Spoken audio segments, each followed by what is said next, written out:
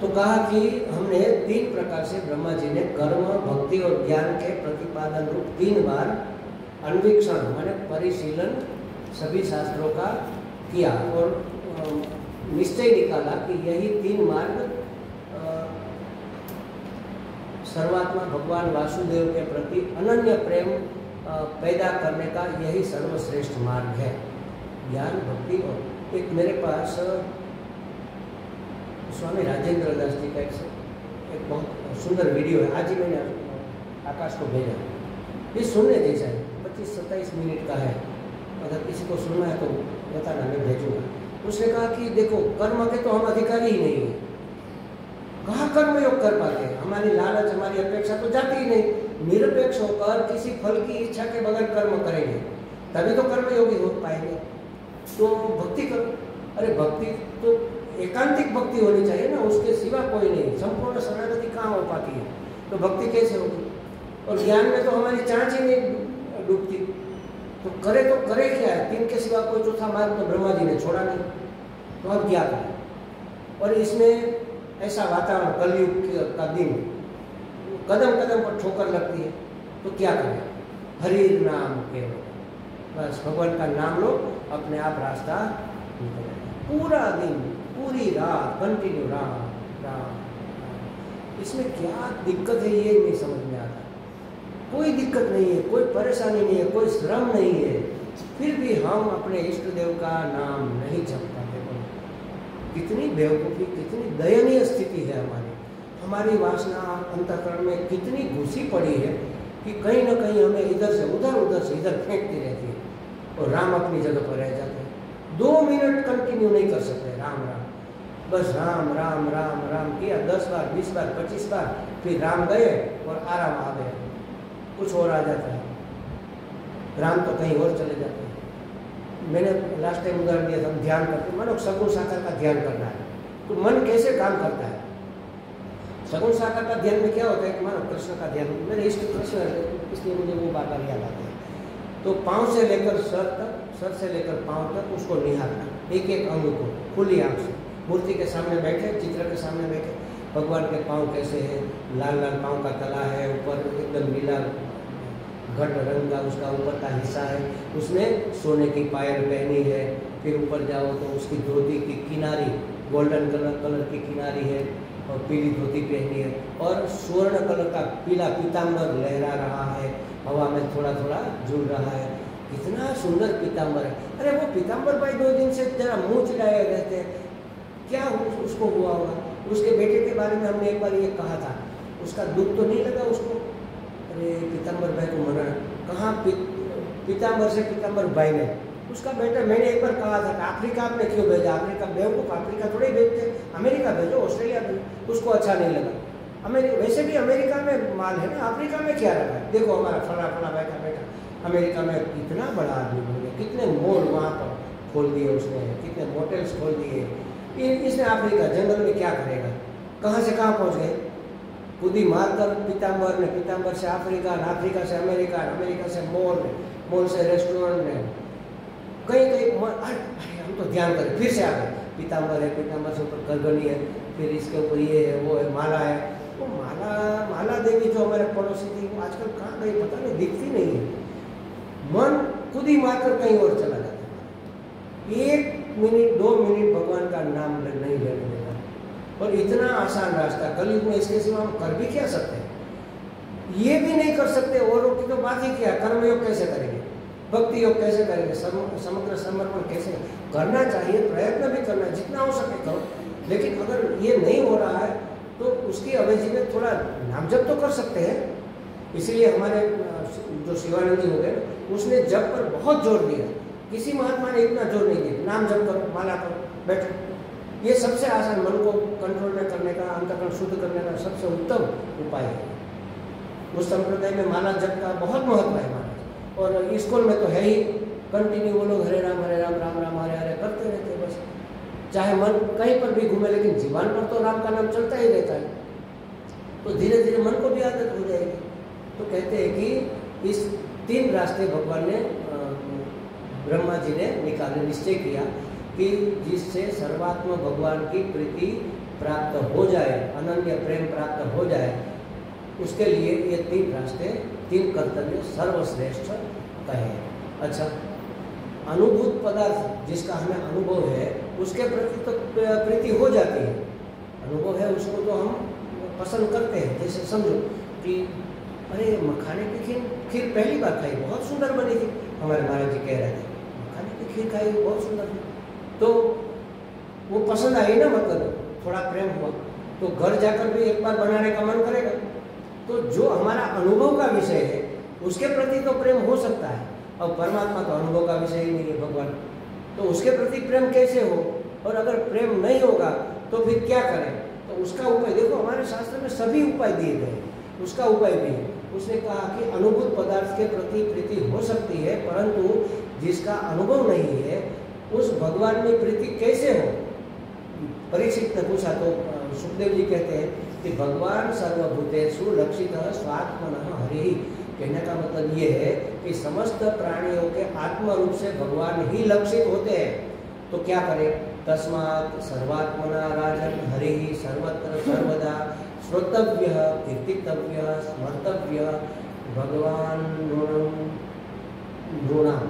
क्या कहते हैं? इसलिए हे राजन, मनुष्य को चाहिए कि सब में, सब समय, सभी स्थिति परिस्थिति में अपनी संपूर्ण सामर्थ्य से भगवान श्री हरि का श्रवण करो।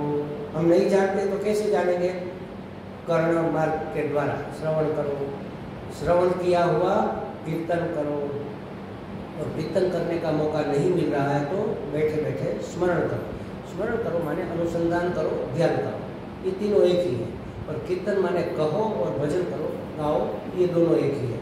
और सुनो, अब श्रवण किसको कहेंगे? आपने बोला मैंने सुना, उसका नाम श्रवण नहीं है। शास्त्र जो हमें कहना चाहते हैं वह तात्पर्य का निश्चय हो जाए, उसको श्रवण कहते हैं। शास्त्र कहना चाहते हैं कि तुम ब्रह्म हो, तो ये एक बार तो निश्चित हो जाना चाहिए, उसमें कोई संशय नहीं। हम तो ब्रह्म है, शास्त्र ने कहा है तो है। कैसे है ये अब समझेंगे धीरे धीरे, लेकिन हम ब्रह्म है ये बात तो निश्चित है। इतना तय कम से कम हो जाना चाहिए। तात्पर्य निश्चय का नाम श्रवण है।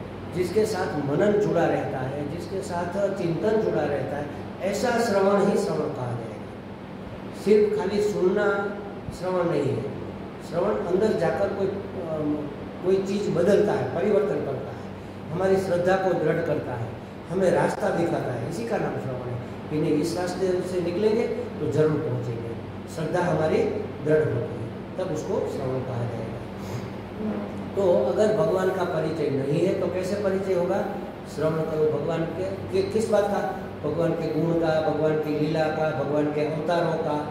उसका श्रवण करेंगे तो हमें उसका परिचय होगा और पता चलेगा कि अरे भगवान तो इतने सुंदर है, और भगवान इतने दयालु, इतने कृपालु है, सबको गले लगाते हैं। तो उसके प्रति हमारा प्रेम दृढ़ होता जाएगा, धीरे धीरे उसके प्रति प्रेम हो जाएगा।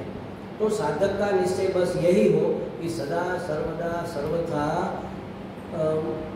कान से श्री हरि जी का श्रवण करें, वाणी से भगवान का कीर्तन करें और मन से भगवान का स्मरण करें। यह निश्चय कर लेना चाहिए, निर्णय हो जाना चाहिए, बस हम यही करेंगे और कुछ करें चाहे ना करें, लेकिन यह तो करेंगे, बस इसको तो करना ही करना है।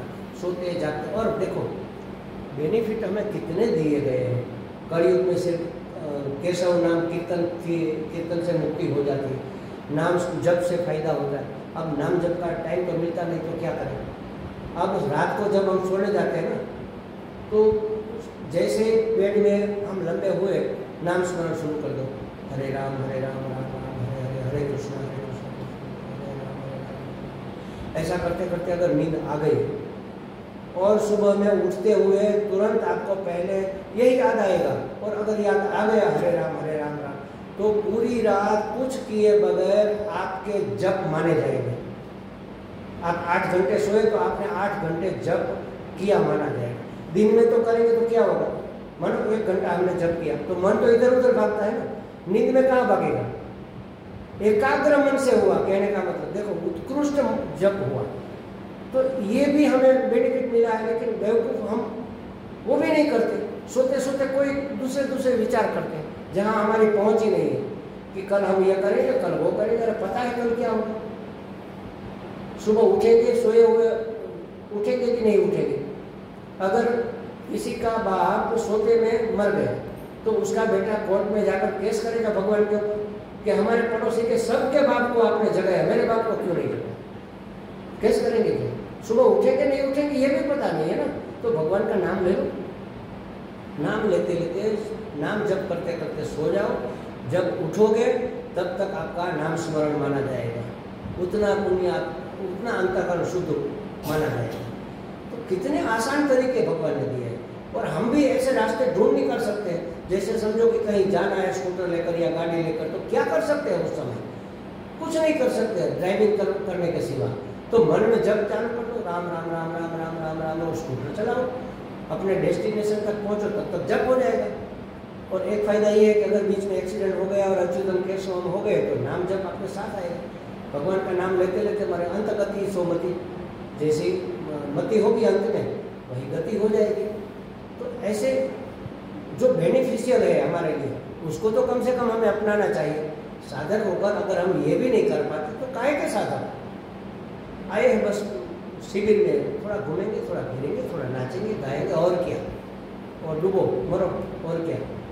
साधना करनी है, ये मुख्य है। नाचेंगे गाएंगे फिरेंगे ये तो जिंदगी भर किया, अभी भी पेट नहीं भरा, इतना करने के बाद भी तो अब भरेगा क्या?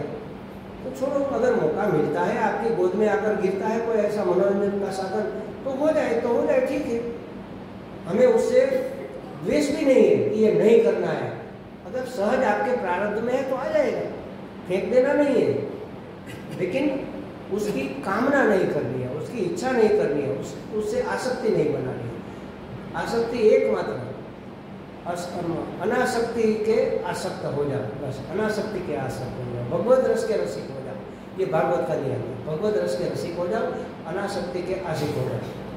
हमें अनासक्त रहना है, किसी से चिपकना नहीं है। तो इस तरह से वाणी से कान से श्रवण करें, वाणी से कीर्तन करें और मन से स्मरण करें। जो भी करे भगवान की भक्ति के लिए करें। समझो हमारे हर एक कार्य भगवान की पूजा हो जाए, ये हो सकता है हमारा। हम कुछ भी कर रहे हैं भगवान की पूजा हो सकता है। रसोई बना रहे भगवान का नाम स्मरण करते करते करो, ये रसोई प्रसाद हो जाएगी।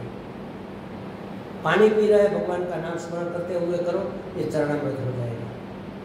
अब कहीं वॉकिंग में गए हैं, भगवान का नाम स्मरण करते करते वॉक करो, परिक्रमा हो जाएगी। देखो, जाकर परिक्रमा करने की जरूरत नहीं है, जरूरत है मतलब करो, लेकिन ये जो हाथ में है उसको तो अपनाओ, मुफ्त में मिल रहा है। वैसे वॉकिंग करना ही 1 घंटा तो चलना ही है, हम अपने शरीर के लिए चलते हैं, लेकिन उस समय भगवान का स्मरण मन से नहीं छूटना चाहिए, तो वो परिक्रमा हो जाएगी। पानी पीना है भगवान का नाम लेकर पियो, चरणामृत हो जाएगा। भोजन करना है ब्रह्मार्पण करके करो, प्रसाद हो जाएगा। जो भी करें, जो भी कार्य भगवत अर्पण करके करेंगे तो वह भक्ति हो जाएगी। अलग से भक्ति करने का अगर समय नहीं मिलता है तो कोई बात नहीं, अपने समय को भक्ति में डाल दो या भक्ति को अपने समय में डाल दो, दोनों काम किया जा सकता है। एक डब्बा है, डब्बे के ऊपर ढक्कन हम लगा देंगे, और डब्बा खाली है तो ढक्कन के ऊपर डब्बा भी लगा सकते हैं उल्टा करके, कुछ भी करो, लेकिन बंद होना चाहिए। ये आवन जावन जन्म जन्म का चक्र बंद होना चाहिए। बहुत सारे रास्ते शास्त्र हमें दिखाते हैं, हमारे महात्मा लोग दिखाते हैं, संत लोग समझाते हैं, उसमें से जो हमें ढूंढ लेना, अपना तरीका ढूंढ लेना चाहिए। बस मैं तो ये कहता हूँ, हर एक की जैसे समझो प्रेम की कोई शैली नहीं होती। कोई कहेगा कि भाई चलो मुझे अब शादी करनी है तो मेरा एंगेजमेंट हो गया, अपनी पत्नी से कैसे प्रेम करूँ, मुझे तो कोई पॉइंट्स दिखा दो कैसे कैसे प्रेम करना है, उसका कोई शैली होती है। हर एक की अपनी तरह से होता है। उसी तरह भक्ति की कोई शैली नहीं होती। हमारा अपना रास्ता खुद निकाल लेना कि कैसे हम भगवान से जुड़े रहें, बस कैसे हम समर्पित रहें, कैसे हम निश्चिंत रहें, कैसे हम दृढ़ श्रद्धावंत रहें, बस इसका रास्ता हमें ढूंढ निकालना चाहिए। तो सुखदेव जी कहते हैं कि जिसे ऐसे तो हम साधना करते हैं, उसके पीछे हमारा कोई ना कोई आशय रहता है, लेकिन हृदय में विषयों का विषैला प्रभाव मिट जाए, हृदय शुद्ध हो जाए, तब भगवान के चरणारविंद की सन्निधि हमें प्राप्त हो जाएगी। लेकिन हृदय शुद्ध होगा कैसे? तो इसका ये उत्तम उपाय है, नाम स्मरण श्रवण करो, कीर्तन करो और चिंतन करो। इससे हमारा हृदय शुद्ध हो जाएगा, विषयों का विषैला प्रवाह अपने आप नष्ट हो जाएगा। मुक्ति कर इच्छति हेतात तो विषयों को विषवत त्यज। ऐसा जनक राजा को अष्टावक्र जी ने कहा कि विषयों को जहर समझकर छोड़ दे। जहर तो पीने से असर करेगा, ये तो सिर्फ स्मरण करने से असर करने लग जाएगा। विषयों को विष की तरह समझकर उसको छोड़ दे तो उसका प्रभाव, विषैला प्रभाव हमारे हृदय में है, तो उसकी सफाई करने का डिटर्जेंट कौन है? राम राम राम, बस ये डिटर्जेंट है, पूरा चिकनाई सब साफ हो जाएगी। तो इस तरह से हृदय शुद्ध होने से फिर भगवान की सन्निधि, हमें भगवान के चरणों की सन्निधि माने शरणागति मिल जाएगी, हमारा समर्पण हो जाएगा परमात्मा के प्रति। तो सुखदेव जी कहते हैं कि अनेक रास्ते, जिसको ब्रह्म तेज चाहिए वो बृहस्पति की आराधना करे, जिसे इंद्रियों की शक्ति चाहिए, विशेष शक्ति चाहिए, ऐसी अगर कामना है तो इंद्र की आराधना करो, और जिसे संतान की लालसा हो तो प्रजापति की उपासना करो। वैसे चाहो तो भगवान का भजन करने से सब कुछ मिल सकता है, तो फिर क्यों अलग अलग जगह जाए? एक ही जगह से जब सब मिल जाता है तो अलग अलग घूमने फिरने की जरूरत नहीं, भगवान के चरण पकड़ लो, जो चाहो मिलेगा। लेकिन हम क्या करते हैं? हमें भगवान से चाहिए, भगवान नहीं चाहिए, भगवान से चाहिए। हम गुरु को मानते हैं लेकिन गुरु की एक नहीं मानते। हम अपने गुरु को बहुत मानते हैं लेकिन गुरु की बात मानते हैं, एक नहीं मानते। तो काहे को गुरु मानना होगा?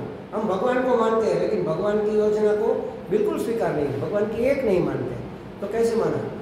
हमें भगवान नहीं चाहिए। भगवान प्रसन्न हो जाए तो किसी ने कहा भगवान आप मुझे मिल जाओ, बस मुझे अपने आप में संभालो। कहा किसी ने, भगवान एक बेटा दे दो, भगवान ये संपत्ति दे दो। ध्रुव भी रो रहा था, बहुत दाढ़े मार मार कर रोया, अरे मुझ बेवकूफ में इतनी अकल नहीं है, मैंने भगवान से राज्य मांगा, मुक्ति नहीं मांगी। चूक गया ना कि मुझे ध्रुव पद दे दो, अब बैठा है रो रहा है ध्रुव पद। मुक्ति मांग ली होती तो भगवान में समझ जाता, मुक्त हो जाता, परम चैतन्य हो जाता। अब परिचित रह गया ना, ध्रुव माने एक ही तारे को हम ध्रुव कहेंगे, सबको ध्रुव कहेंगे क्या? तो परिचिनता आ गई कि नहीं? मर्यादा आ गई ना, बस वो परिचिनता वही तो ये बंधन है, वही तो बंधन है, वही तो पराधीनता है, वही तो समस्या है। मुक्त होने का मौका था, नहीं मांग सका। अच्छे अच्छे नहीं मांगते भगवान को, भगवान से मांगते, भगवान को नहीं मांगते। अगर मुक्ति चाहिए तो भगवान को ही मांगो, भगवान को अपने हृदय में बसा लो, आप उसके हृदय में घुस जाओ। जब हमारे गुजराती में कहते हैं माथे पड़ेला, जबरदस्ती माथे पड़ेला, भगवान ની માથે પડો, હું તો કોઈની માથે પડો, એનો ટાટિયો ખેંચો કે આ તે શું માંગ્યું છે, મને તો એમ કે તું આમ કરીશ, હવે હાલ હાલ જે તે કહી ગયું, પણ હવે હરખું કર કંઈ, આવું મને નથી ભાવતું, તને તો ખબર છે કે મને આ ઓછી ખાંડવાળી ચા નથી ભાવતી, બીજી વાર વધુ ખાંડવાળી દેજે। ઝઘડો કરો ભગવાન હારે, શું કામ નથી કરતા? ઝઘડવા જેવું એક જ સ્થાન છે ભગવાન, जिद करवा जेवुं एक ज स्थान है। हाँ नहीं इन लोगों के वो तो मुझे पता है। झगड़ा करना है, जिद करना है तो परमात्मा से करनी चाहिए कि भगवान हमें तो ये चाहिए। धीरे धीरे वो देगा नहीं, वो अपनी चाहत मिटा देगा कि तुम्हें ये चाहिए, तुम्हारी गलती है, वास्तव में तुम्हें ये नहीं, तुम्हें वो चाहिए। हाँ भगवान मैं तो भूल गया, अच्छा किया आपने याद दिला दिया। फिर पता चलेगा कि हम गलती कर रहे हैं। जब गलती हो रही है तब आप जिद कर सकते हो। भगवान इतना तो दिला दे, साइकिल भी नहीं है, स्कूटर भी नहीं है, कैसे चलेगा? एक आध साइकिल तो दिला दे, भगवान नहीं देगा। धीरे धीरे धीरे पता चलेगा, अरे साइकिल के हम अधिकारी नहीं, हम तो कार के अधिकारी है, इसलिए थोड़ा टाइम लगाया। इससे जो नहीं मिलता है ना तो मान लेना इससे उत्कृष्ट मिलने वाला है, इसलिए अब हमें नहीं मिला। सबको मिला, हमें ही नहीं मिला, मतलब हमें इससे ऊपर की कोई चीज़ मिलने वाली है। और जो वैल्यूएबल होती है वो देर से, बड़ी मुश्किल से मिलती है ना, आसानी से मिल जाए तो उसकी क्या वैल्यू? तो भगवान हमें कुछ उत्कृष्ट देना चाहता है, ऐसी श्रद्धा के साथ हमें अपने जीवन को उसके चरणों में समर्पित करना चाहिए। बाकी की बातें हम शाम को। ओम